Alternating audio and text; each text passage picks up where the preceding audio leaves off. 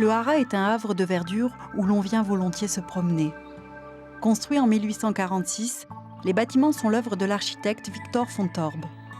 Entre deux ailes abritant les écuries, une belle résidence pour le directeur. Aujourd'hui, c'est une directrice, Émilie Gobert, qui dirige le haras.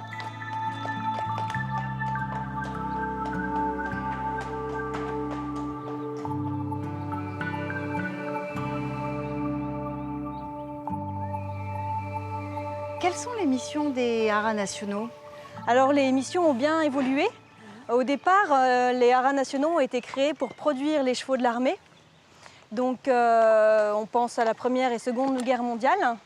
Et ils ont été créés également, surtout les chevaux de trait, pour tirer des charrues, au bord des berges pour tirer les bateaux et pour travailler évidemment dans les terres, tout simplement. Donc dans ces établissements, on faisait de la reproduction pour fournir Oui. ces chevaux-là? Voilà, c'était notre cœur de métier, tout à fait.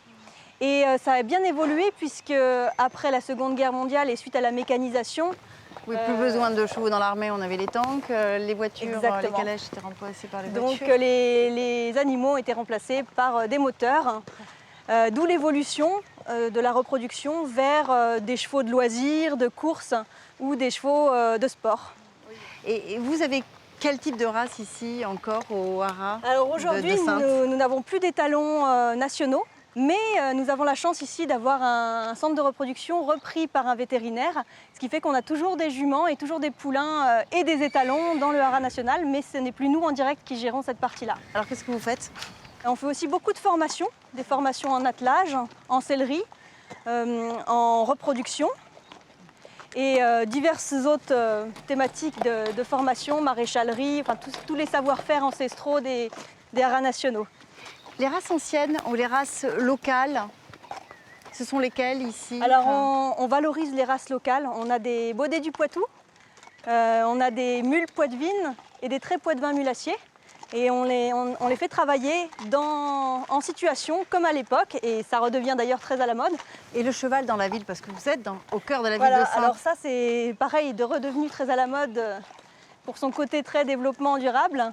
Donc aujourd'hui on développe des actions avec les villes, avec les collectivités, pour remettre le cheval au cœur de la ville. Donc ils peuvent ramasser les déchets,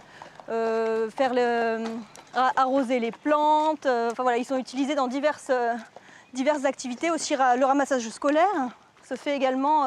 Et ça se pratique déjà à Saintes? Non, malheureusement, mais j'aimerais bien le développer prochainement. Je vais en parler au maire.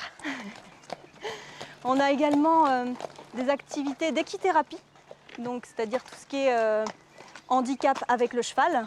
Donc on accueille des enfants chaque semaine et les résultats sont des enfants autistes. Les résultats sont vraiment flagrants.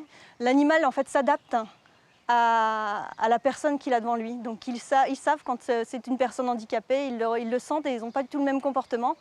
Et le handicapé peut faire beaucoup de choses avec un cheval qu'une personne normale ne pourrait pas faire, par exemple. Il y a un vrai contact, une vraie relation qui se crée.